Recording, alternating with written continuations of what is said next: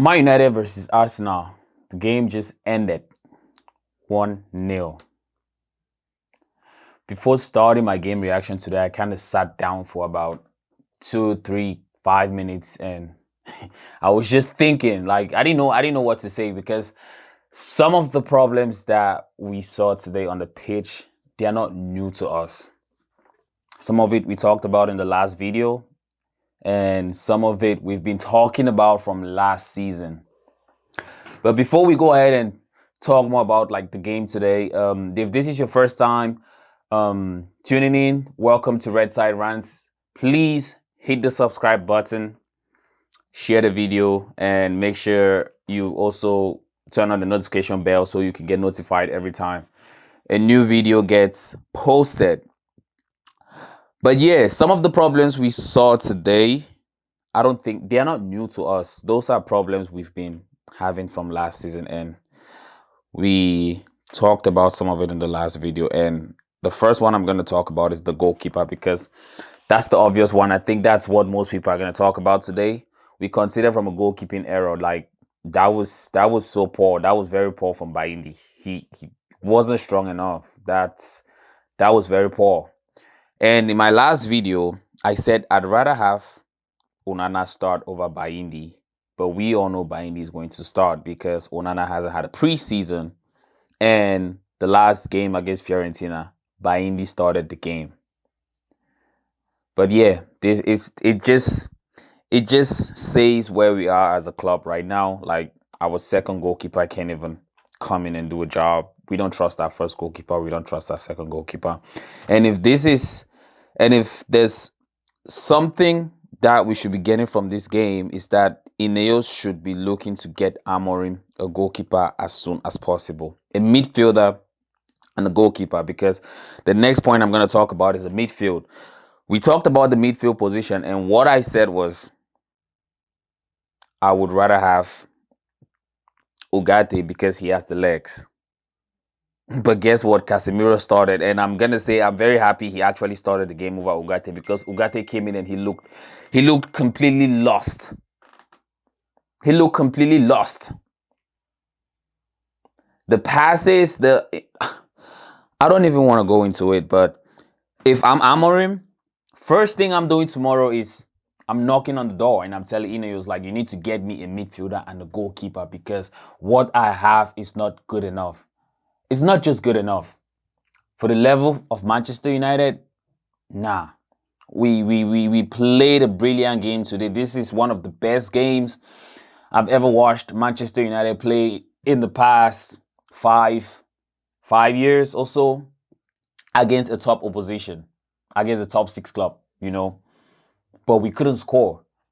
Yes, partly it was due to Arsenal's defense, but we also considered from a cheap mistake. And that completely changed the game, because I always say this, when your opponent scores, the game can change. But when you score, the opponent is going to leave more gaps for you to score. We had the quality today, but because Arsenal didn't have to chase the game, they could basically let us have the ball. They could basically sit back. They could, they couldn't keep the ball anyway, but it was easier for them to do that because they had the lead, which we considered from a cheap corner. So I think if there's one thing that we should be getting from this game, is that we need to absolutely put the pressure on Ineos to get us a midfielder, get us a goalkeeper. Like, Baleba is not going to happen. That's already clear. But it doesn't mean we shouldn't sign another target. That should not be our only target, There's talk about, I'm sorry, I might pronounce his name wrong, but Hoylman, the midfielder from Sporting, they say he's going to leave this season, and we're currently looking at it. But I don't know if that's the option. Go and get him. Go and get him. Because when we sign him, Amorim is still not going to play him for the next game, and that's another game where we have to deal with the likes of Casemiro and Ugarte. Go and get a midfielder. Go and get a goalkeeper. Get some of the funds we're supposed to spend on Baleba and get a goalkeeper. I don't care who it is at this point, because if if we're gonna keep, at some point we might as well just play Tom Heaton. Just play him. Leave Onana out of the squad. Leave Bayinde out of the squad, because I'm tired of like, maybe Bayinde would do a job, give him a run of games. Maybe Onana, he's had the entire preseason. He's had the run of games, but I don't know what else to say. But next thing I'm gonna talk about is if we absolutely should have started this game with a striker. We should have started the game with a striker. I know we started with Mount, Cunha, Mbeumo up top, and I think the work rate was fantastic from these three guys. Like, they absolutely pressed. Arsenal couldn't contain us. They couldn't contain the press, but I think we didn't have that focal point when we were in possession. Out of possession, it looked great. It looked amazing. But in possession, that's where we had the problems. Nobody making the runs into the box.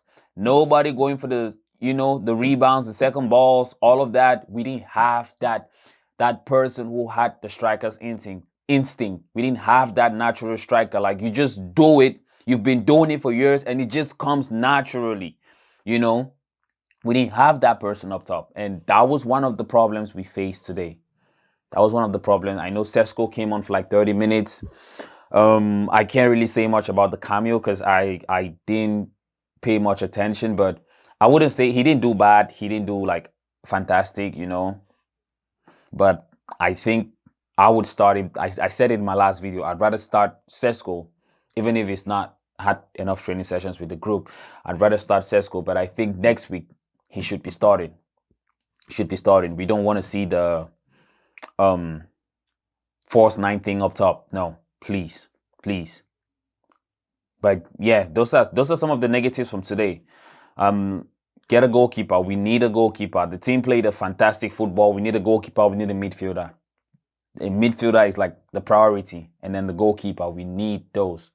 Amorim should be knocking on the door tomorrow and saying, "Go out there and get me a midfielder. I need a physical midfielder. I need a physical ball-playing midfielder who's gonna come in there, take the ball, be able to handle it under pressure, like take some of the workload from Cunha. Cunha has to constantly drop deep to progress the ball, and we cannot have that as our only option because opponents are going to figure it out.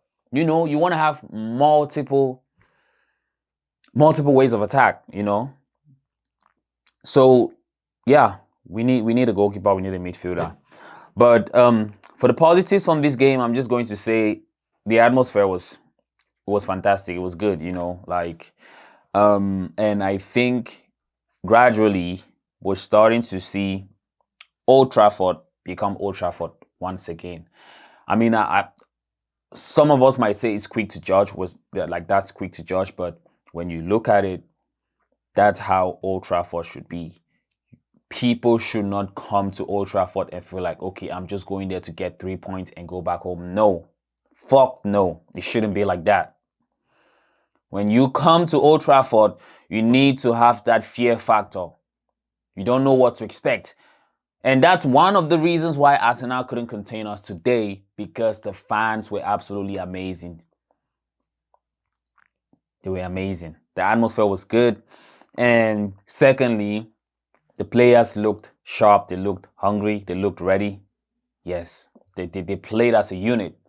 Like, for once, I can actually sit down and say that I see a manager trying to do this and do that in Manchester United. Sometimes it's like this game, you have this game plan, and then the next game is something else, and then the next game, no. But now we can definitely tell that the players know what they are doing. The players know what they are supposed to do in and out of possession. You can see an identity. You can see a style of play. So I think those are positives from this game. But that aside, the negatives they've been there since last year. We've talked about this year, and we still talk about it. We need a midfielder. We need a goalkeeper. That's all I can say. But thank you guys so much for tuning in. If you watched the video, please remember to like the video, subscribe, share the video, and see you on our next episode. Bye, guys.